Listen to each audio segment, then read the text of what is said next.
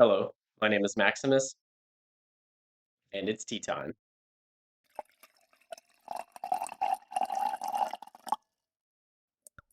Hello, everyone, and welcome to Tea Time. Today is the Halloween special edition. It's going to be a little bit different from our regular podcast. Today, we're going to do a movie review. I have the Lorax with me today. Speak for the trees. She speaks through the tree, and I am myself because I already am in a costume, or this is actually my work uniform. But today's tea that we're drinking is the Twinings chai tea. Zoom in on that right here. Actually, this is face up. And we're gonna review the tea after we're done with our movie review. We went to go watch the movie Black Phone 2. And now in theaters. Now in theaters. But yeah, Black Phone 2. What did you think of the movie? Because I did have you watch the first one before you saw the second one. Yes. Can I be honest? Yeah, go for it. Forgot all about it. Are you It's so serious? long. We just saw it like a few hours ago. You know, I came to the studio today and I was just gonna drop that bomb in the. We went to go see this a few hours ago, mind you. No, I'm kidding. I kid. No, I did watch Black Phone 1 a couple days before watching the second one, and I will say it made me appreciate the second one a little bit more. And me personally, I did think the second one. Disclaimer: I am a scaredy cat, but I did think the second one was scarier than the first one. Really? Yes, but yeah, I do. I do think. But maybe also because I saw it in theaters. The first one I didn't. So you liked it overall?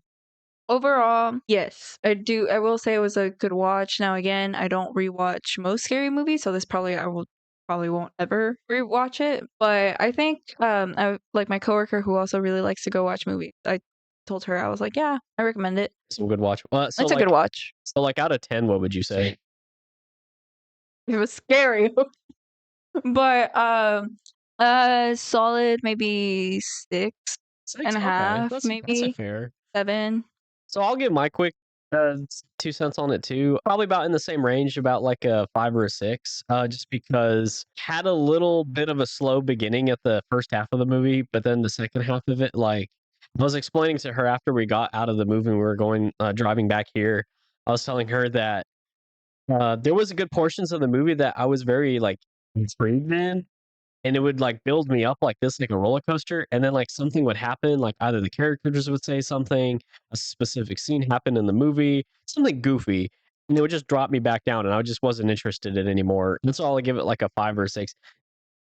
I'll still tell people to watch it. In my personal opinion, I just think it just was a movie that probably didn't have to be made in the first place, or made in the. So we're gonna go in a heavy spoiler warning now for people that haven't watched it. Go ahead. They do bring back the grabber, and I guess they do try to explain more of the lore behind him and like the beginnings of like where he first started. This movie focused more on like the little sister and stuff, but I think knowing the first movie helped with some of the references that they made in the second one. I don't think you have to watch the first one to understand the second one. That's what I told you when you went to the original characters from the first one are back. So Finney, the kid that was kidnapped, main character is back. He's playing more of like a side character on this one. Like he doesn't have as much screen time like he did on the first movie. Then we have Gwen, his sister.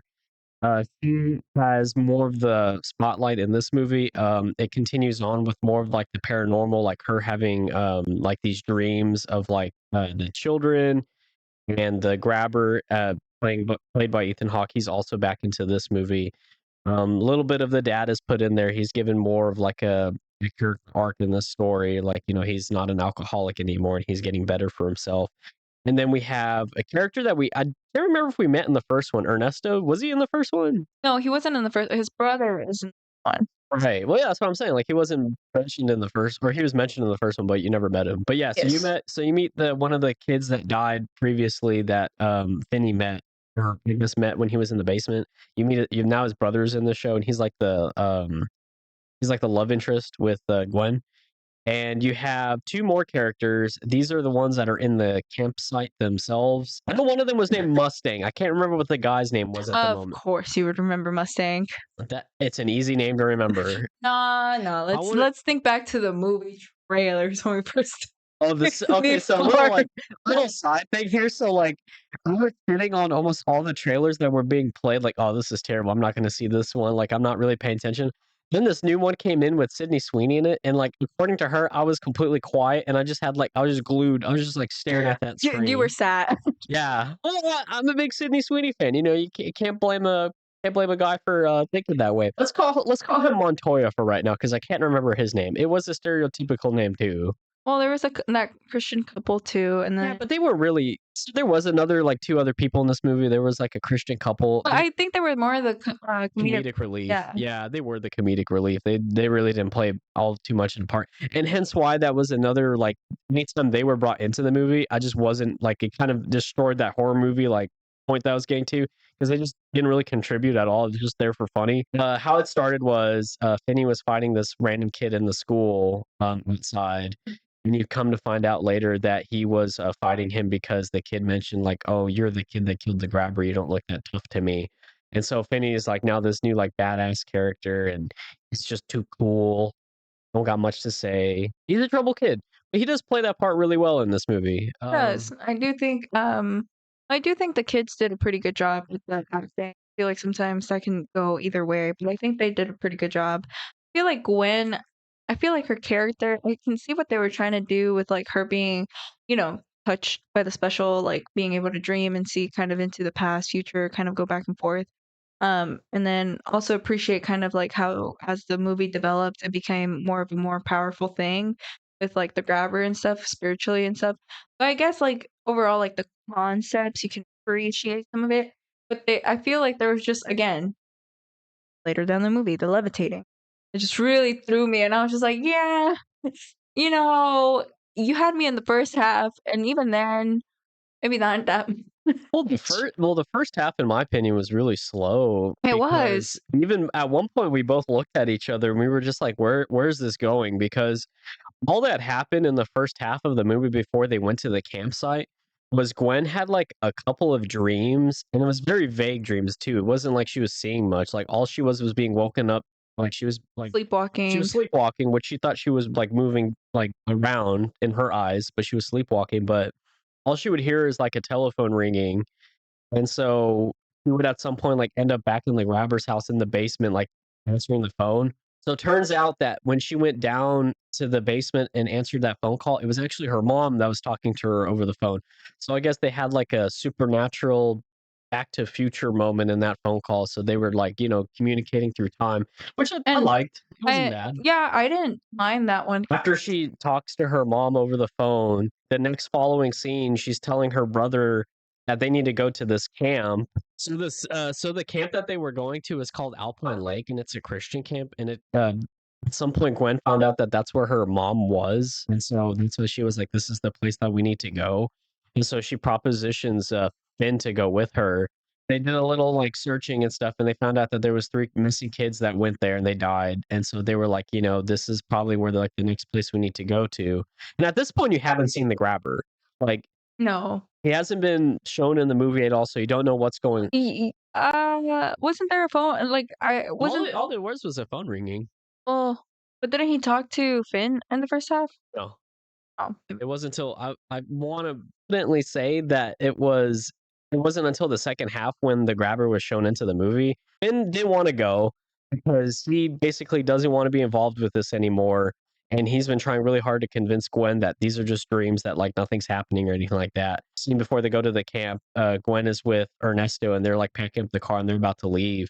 And then Finn at that point makes the decision that I'm gonna go with them. And so then we have this really nice, like kind of moody they play Pink Floyd. yes, that was a really good scene. Yeah, I 'cause like that scene. it was, yeah, because they're driving in the car, It's and snowing. it's snowing, and they have this music playing, and so it kind of built like that horror scene to it. But yeah, it was another brick in the wall, like part one that they were playing. I was like, yeah, this definitely was It did good. have a good soundtrack.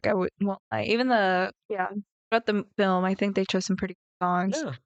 Yeah. So they got to the camp, and this one the blizzard hits, and so of course like they're going to be trapped there now. But that's when we meet the other characters. So we meet. Let's say Montoya is his name until we figure out what his actual name is. Then then he introduces his daughter to the story Mustang, and then at some point you meet the last 2 people.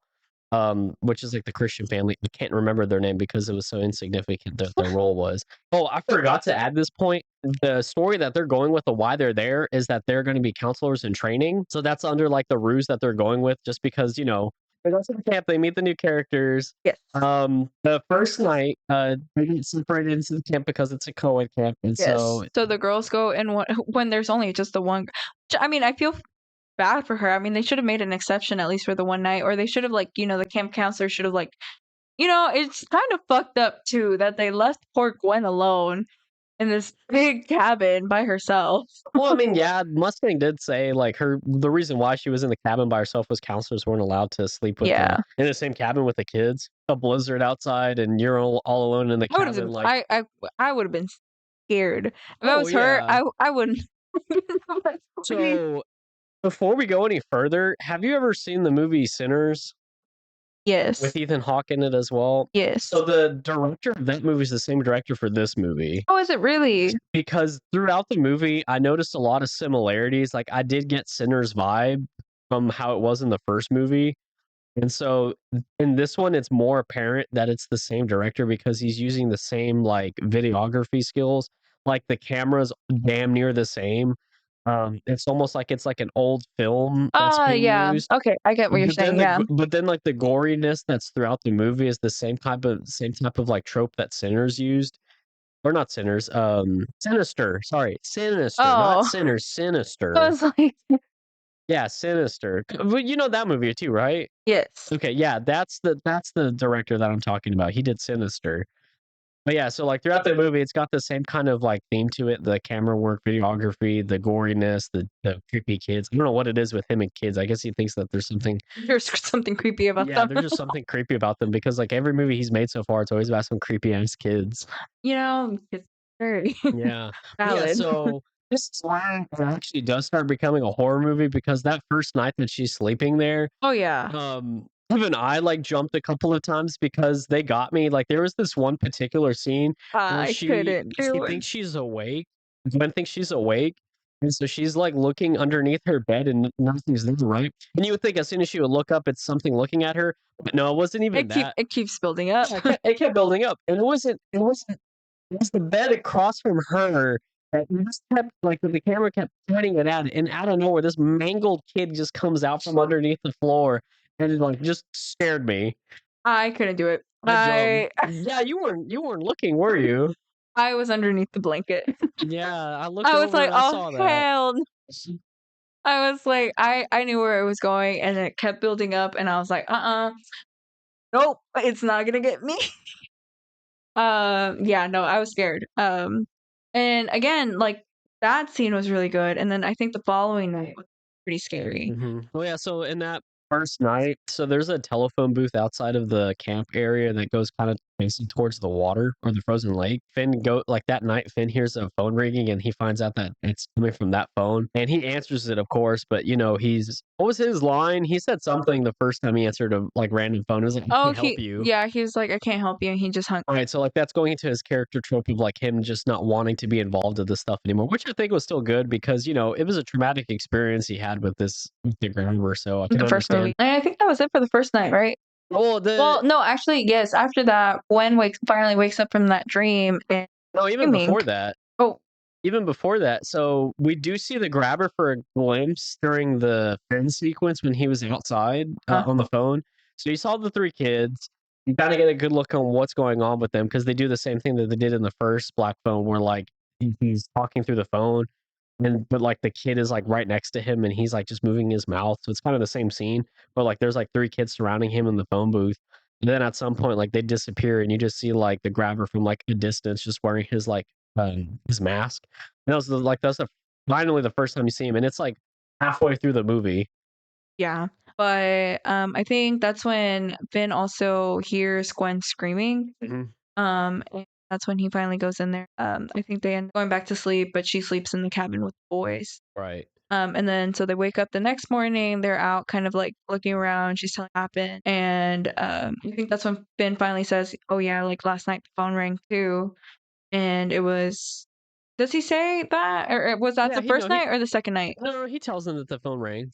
And then I think that's when they go into the dining area and well, first of all, they're getting disciplined or like, Montoya then yeah, tells Montoya them. is like, being sketch about them because he's like they're kind of being like tough towards them. Like y'all are not about to come into my camp and have me get shut down by like, sharing the same dormitory area. And so finally, that's when they start talking and he realizes that they are the children of what was her name? What was her camp counselor name? She had a name, the mom. Starlight? Their Yeah, her name was Starlight. I think that's when the little girl also starts telling him a little bit about her dreams and telling him like, oh, like, there was kids that were murdered here. Mhm. And that's what we're kind of here because these dreams led me here. So I, found this place because it came to me in a dream.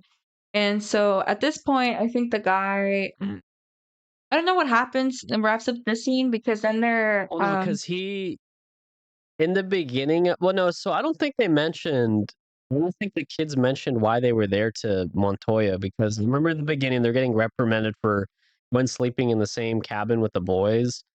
And then, he's asking, "Why are y'all here?" And they just said, "We're just like camp counselors, or we well, just wanted they're to be." lying. Yeah. Yeah, They're trying to, they wanna yeah. be camp counselors, but then he was like, "Well, I've noticed that none of y'all listed a church or anything, and so why are y'all here?" And then that's when they said that, "Oh, our mother used to be here." And then that's when he finds out that they're Starlight's kids. Then, he at this point, it's, like, awkward, and so he was like, "Well, I'm No, gonna." he just gets up and Yeah, like lets them to think. Yeah, that's he right. just, like, kinda, like, gives them some little, like, couple of quick quotes, and then he's just like, "And I'm dipping, and Yeah. I'm out." Well, then is it with the Christian couple that they are kind Right. of trying to figure out? Yeah, so That's that's when they're trying to figure out like the history. And right. then that's when the lady's the one that gets offended and she was like, there is Barb. no history. There you Yeah. go. That it's not Barbara. I remember her name because of when Gwen says Barb, I remember her, but yeah, that was when their characters are introduced to it. And Yeah. like one quick thing, so Gwen throughout this whole movie, he says these weird ass like replies to people. Like the first couple of Her ones were comeback. yeah, her comebacks are crazy. Like the first couple of ones were good, but then afterwards, like she's just spewing out some random nonsense. And I'm just sitting here like, damn. Like And there I was wish I could remember one of them, but it's just so vulgar. Like no, even I'm saying it was vulgar. there was one where she was like, I'm gonna something about a dinosaur. And that's the one that stayed with me because I was like, huh? Oh, I was like, what the heck is she saying? What are they yeah, making? that was another like contribution to just kind of losing where you were in that movie because like it's like building up and then she just says something random like calling someone you wrinkly raisin or something like that. I'm just thrown off completely. I'm like, I was like, nobody huh? talks like that. No. But yeah, she was interesting for sure. But I think that's when that Christian couple kind of turns them around and no, you're not gonna find anything here. And so I think that's when they kind of start brainstorming other ways to figure out how to get some history from these kids and everything. I can't remember how they started talking about the kids. Did they ever? No, so they do. So that first night, they really don't do anything after that point. It's not till the second night when the whole dream sequence happens again. This is when all the other characters are kind of like told of what's going on. So it starts with like Gwen, of course, having another dream, and she's like sleepwalking to I want to say where the mess hall was. So yeah, so that second night they go. Gwen's sleepwalking to the mess hall, and that's where she actually does see the grabber this time. So I guess we can like let the talk about the elephant in the room in this sense. So she's basically fighting with the grabber, Oh yeah. and then of course there's like screaming commotion. So Finn, Ernesto, Mustang, Montoya, like all of them show up at this mess hall and they see her just like basically being ragdolled around the room, like just being tossed from one place to another. And it's just an invisible force. Like you don't see anything. Like we can see that it's the grabber grabbing her from Gwen's perspective, but from everyone else's perspective, you just see her flying around. And this is the part for you that you basically were Oh, just it's like, like, and I'm done. yeah, it started to get kind of silly. Yeah. So the grabber essentially is Freddy Krueger. They did like a Nightmare on Elm Street Yeah. kind of feel to it. Anytime Gwen is sleeping, that's the only time that she's encountering the grabber. And but like the only thing is it only happened when she's asleep. Like throughout the whole movie, anytime like anything's going down, is like she has to be asleep. Especially there's like one goofy scene in the ending I'll get to where just completely like just I was like, this is dumb. The hockey or the ice skating. Yeah, fight off the grabber from Gwen, and finally wakes up and she's like injured. And then she finds out like this is like a second time now that she's gotten hurt while in dreaming because the first time on the first night in the camp, You got burned, didn't yeah, you? one of the kids like grabbed her arm and it left like a handprint on her arm and she was burned. So she can only get hurt in the dreams. And so they're sitting in the church, and this is basically how the whole thing kind of ties in together because they show like a little like class photo of like the three missing kids and the mom. And then at some point, Finney's looking at the classroom photo and he was like, "Oh wait, this is the grabber. That's the grabber. I can Yeah." And then that's when the Montoya looks. He's like, "Oh, that's crazy Wild Bill or some Billy Wild Bill." Bill. Yeah, Wild Bill Hickok was his name. Mm-hmm. And so we finally got like a name to the character, except that's not his actual name. That's just like his little camp name. But we Finally get a little bit more of the history, the lore the behind it. lore behind the grabber. Right. And so we find out that he started killing kids here. Doesn't explain why. It just Still doesn't explain why. That was what when I was watching the first one, knowing that we were gonna watch the second one, I was like, oh okay. Like I watched the first one, and again, it was just there was no motive. Why was he grabbing these kids? The second one, that's what I was like, oh, we're going kind of back in the past. We're seeing the past. Why is he killing the kids? Like, why? Like, just cause? Like, is he just that? Well, I Like, explained my thoughts on that. So for me, that's what I liked about the first Black Phone was that it just was thrown in the middle of it. There's because for me, like when a serial killer tells us the motive, sometimes it kind of just ruins it for me. Like I'm like, oh, okay, I got bullied as a kid, so I'm just killing people now. Like it kind of takes the fun away from it. So I'm okay with it, like not knowing the full story behind him, but like he still had that menacing factor. But yeah, no, I mean, it depends on the person, but yeah, so we find out, like, he killed 3 kids at the camp, they never found the bodies, and so Gwen pieces it all together, basically finding out that they have to find these bodies so they can basically get rid of the grabber, and so, like, even more, like, heavier into the, like, kinda nonsense of the story is that the grabber escaped hell and he's like basically out for vengeance to kill Finn and Gwen because he's like, you meddling kids. ew. Yeah. So another thing that I pointed out while we were driving home for this was the Grabber is the worst villain in this movie because he does not kill a single person in this whole movie.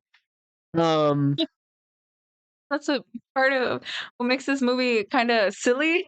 yeah, Not as he doesn't even he gets close, but he's like the worst like horror villain ever. Like he doesn't kill a single terrible villain. He just doesn't kill a single character in this not at movie. all. And it wasn't until you pointed it out that I was like, really? That's Yeah, no, because like any horror movie that you've seen, someone at least inevitably dies in the beginning, in the middle, or the end. But yeah, no, not a single person dies in this movie. not yeah, that's when I thought he had made a kill because I that's honestly where I thought he would have done something or hurt her real bad. But no, I think they continued on, and I think the following scenes was them getting closer to trying to figure this out. Mhm. And the Christian couple, like Barb, just being annoying. Honestly, I didn't really care for their characters. I was just like, I mean, they're there, but Well, yeah, no, they serve no purpose. I thought if anybody were gonna die, I thought they were gonna be at least them because like they're not really contributing to the story at all. right, But they managed to make it out alive somehow. yeah. And then so the final quarter of this movie was them trying to look in the frozen lake, trying to figure Mhm. out where their bodies are. And I think as Gwen progresses through these nights, because they're taking shifts like looking after her at this point because if she has to go to sleep at some point.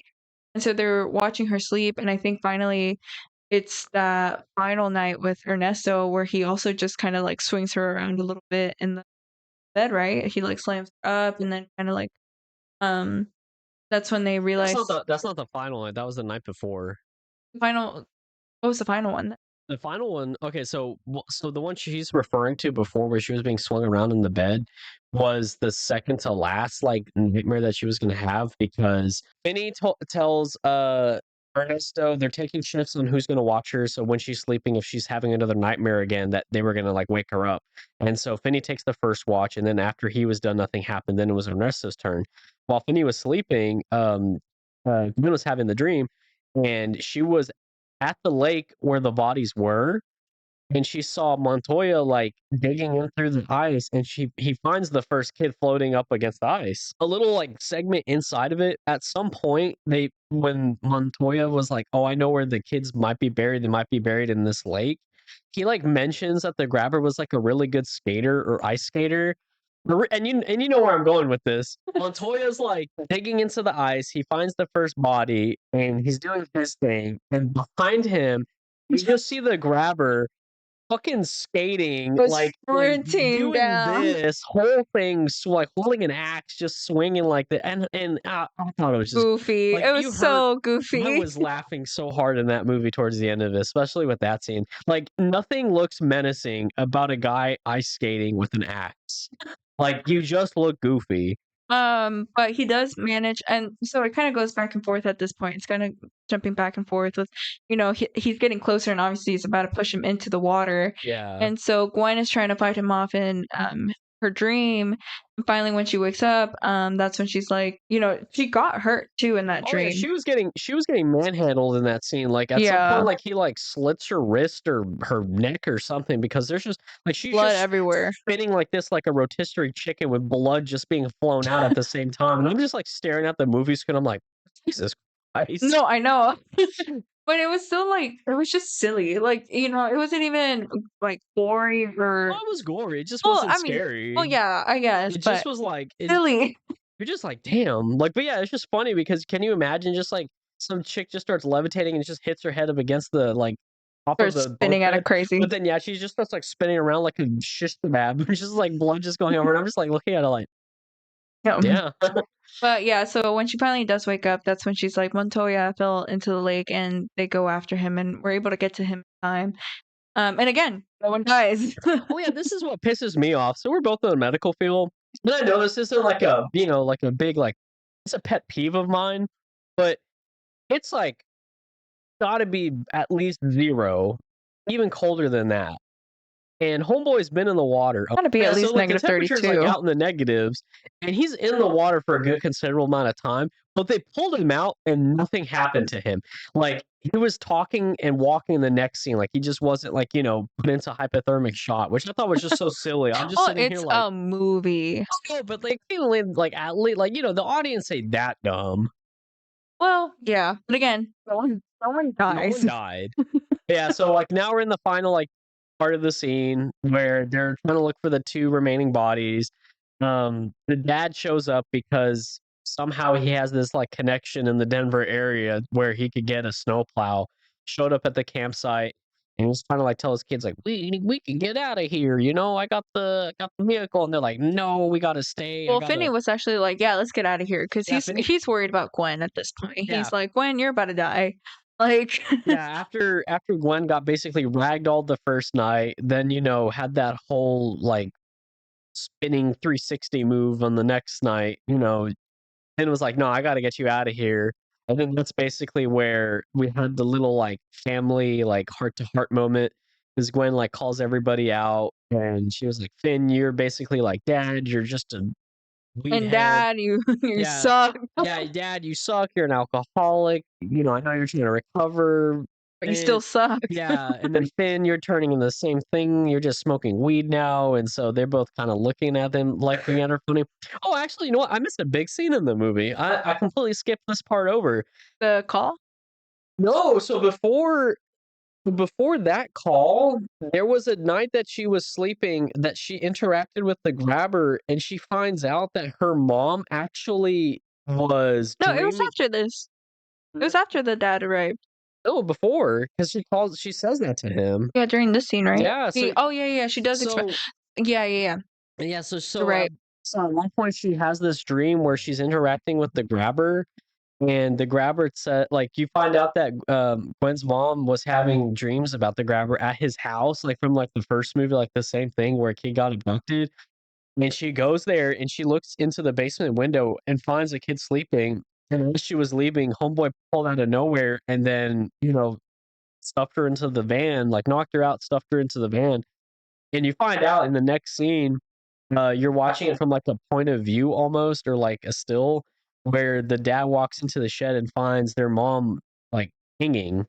And so, and you find out that she actually didn't commit suicide like they said in the first movie, or what they thought. She was actually killed by the grabber. Yes, and I think that the grabber said it too when he was showing Gwen all of this, is because he was confident Gwen wasn't gonna make it either. He was like, "Yeah, this is my like final gift to you or whatever. I'm gonna show you what really happened to your mom." Well, he also said that when you're in hell, you forget a lot of things, but there's particular like only the sins you remember, and so Mhm. this was like one of the big ones that he like still remembers, but not in the sense like it was a to him it was a bad thing. It was just like reliving his like greatest hits essentially. So that's how I felt like they were trying to introduce it as. Yeah, yeah, that is true. It's still scary though. Well, I think it was like it was a horrific moment to see, but Sure. it immediately got ruined after like the next. Yeah, and that's what kept happening throughout the movie too, because it's like it was almost there. It's like it continuously was Kept teasing almost you. there. And so yeah, she does reveal that to her to Finn and her dad that she had actually committed suicide, and that's when the dad starts crying too. Because what did he say? It's like, oh, No, I did this too. she said she committed suicide. She was murdered. Right, but right. But he had said something too in that scene Oh, when to prove that he saw it. So yeah, he said out loud like, "Oh no, like I can't believe this happened. This is all my fault." essentially And so she then proves that she's been having the same dreams and that she knows that this whole this thing is was like, true. yeah, this Like whole this thing is the actually truth. happened. And so it comes like kind of ties in together. But yeah, so the dad now joins the Scooby Gang and they're gonna go find the last two bodies to stop the grabber. And so now we're at finally the final scene. They're on the lake. They got everybody basically trying to uncover the rest of the snow that's on top of the lake so they can start looking through the ice to find the last two kids. It's at this point, it's like nighttime. And oh, like for whatever reason, Gwen just like gets on the carriage next to Mustang and just passes out. Like no one's thinking, oh, we should keep an eye on her and anything like that. She just falls asleep. And then of course, like as soon as she falls asleep, you see the background of the trees or whatever, and you see the grabber skating on by, menacing, of course. And And just starts grabbing Gwen and goes to town. no, he doesn't grab Gwen first. He Oh well, he attacks. attacks the Christian couple and Yeah, like like again, but we're irrelevant people. we're in the gonna movie. call the husband, the Christian husband to Barb, Jerry, just because I felt like he looks like a Jerry to me. Yeah, He acts like a Jerry, but yeah, like I don't know how he still made it, but like the grabber like uses the axe and like cuts across his chest and then and cuts her head. yeah, cuts her head, like almost scalps her. Then like again, like uses it like a hook almost and like wrapped him and like threw him across the lake. So he's Both like, didn't die. yeah, both did die. And he goes after so yeah, so Gwen's like at this point, like figuring it out that her dreaming has power involved in it, like in Nightmare on Elm Street, where she's like, I can control the dream. She starts to like her astral projection, I'm gonna call it, because I can't think of anything else. She jumps into the water, finds the barrels, pushes them up to her dad so her dad can pull them out of the water. I forgot what Finn was doing. He was And I think Finn was twiddling his thumbs. no, Finn was fighting the grabber Oh yeah, too. yeah. So Finn was also getting the business too. So was Ernesto. Like all of them were just somehow like they're getting attacked by this invisible force field. And so yeah, so Gwen's pushing up the barrels to the dad, and so the first barrel's up, no problem. Then the second barrel, like I guess starts sinking down, and the dad jumps into the water to grab it. And I'll come back to this part, but so yeah, dad jumps into the water to grab it. Finn is getting choked out by the grabber. The Christian couple is basically incapacitated. They're going through it. They're irrelevant. Ernesto is probably thinking about something. Gwen probably. Yeah, like his next dinner because he's just like disappears for the rest of the scene. Um, but Gwen comes out of the water and helps the dad and with the body up, and then at this point she finds the grabber, and they kind of like have like their anime 1v1 fight scene. Or And Gwen is like, I controlled this dream. Like, yeah, I came, you didn't bring me here. I brought myself here. She's exactly. saying all these one-liners that make no sense. Again, the dinosaur comment, and then she's cussing everybody and their mom out. Like, Uh-huh. homegirl's a changed person by this point. But yeah, she's going against the grabber finally and basically saying F you. Yeah, because she like all she did to him to fight him was like pull his mask off his face, and he's basically like beat up from that. She's weakening him. Yeah, sure. He's already weakened because I guess as soon as they found the bodies, like they didn't even have to torture it or anything. Like that's another silly part to it. I was like, well, like okay, they found the bodies, that was it. Like they just had to physically see it, and he's weak. I was like, okay, Yeah, but I mean, I think it was more of the whole, Montoya kind of says that earlier in the film where he was like, sworn to the family's kids that I was never going to stop looking. And so I you think killed my father. Prepare to die.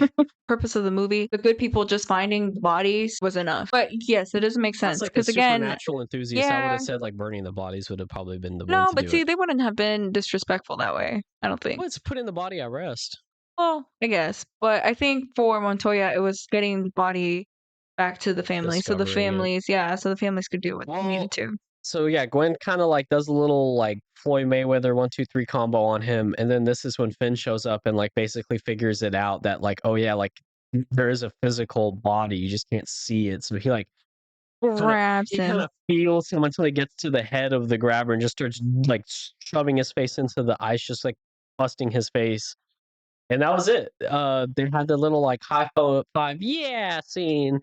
Yep, and no one died. Yeah, no one died. The next scene is the next day Yeah, they're where, leaving. yeah, the Montoya is calling the families, "Hey, guess what? After all these years," Yeah, we found the bodies. and they're packing. The kids are getting ready to leave. They're headed towards, the dad's truck, and that's when phone rings again. Yeah, the phone rings, but Finn doesn't hear it. So this is like his The like turning point. yeah, turning point, his like redemption, I guess, of him not like being touched anymore because the phone's ringing and only Gwen can hear it, so she answers it and it's their mom. And it's the final call. Yeah, and so they have like a conversation because she's like speaking through Evan's like dial-up line or something like that. Basically, because she does say it. She was like, "Oh, She it's doesn't great ha- up here." yeah, she doesn't yeah, it's great up here. I don't have much longer. So she's like, tell Finn that I Yeah. love him and everything, and then like I love you, and then she was like basically asked me anything, and she's like, why am I cursed? And that's when the mom's like, you're not cursed, it's a gift. This is the part that's really fucked up. The Well, mom hangs up, and that's it. She does not mention the husband at all. well, that's what I told you. I was like, "Fuck it up." Like, Yeah, I love, like she says, "I love you," and because she says also like, "Oh, tell somebody else," or she sends a message to someone else because it's not just Gwen and Finn. She says Ernesto Ernesto, yeah, saying like his brother says hi. yeah, and then I was just like, so we forgot about the dad. Like, I mean, granted, he was a drunk, but you can understand why he was a drunk in the first movie Well, he was because he was probably traumatized from the suicide. yeah, he was drunk after the death. So like the fact that she didn't even like Like, mention him, acknowledge. yeah, acknowledge his existence. I was like, damn. So like, fuck you, I guess. But yeah, that was the end scene, and Yeah, movie over. Did you eh, learn anything? No. Did anybody die? No. Were you scared? Maybe a little bit. maybe overall, it was a good watch. I think it was a good movie to go Yeah, watch. for people that aren't overcritical with movies, I'm sure you would enjoy it. We'll leave it on that note. What'd you think of the tea? I liked it. It's shy, isn't it? Mm-hmm.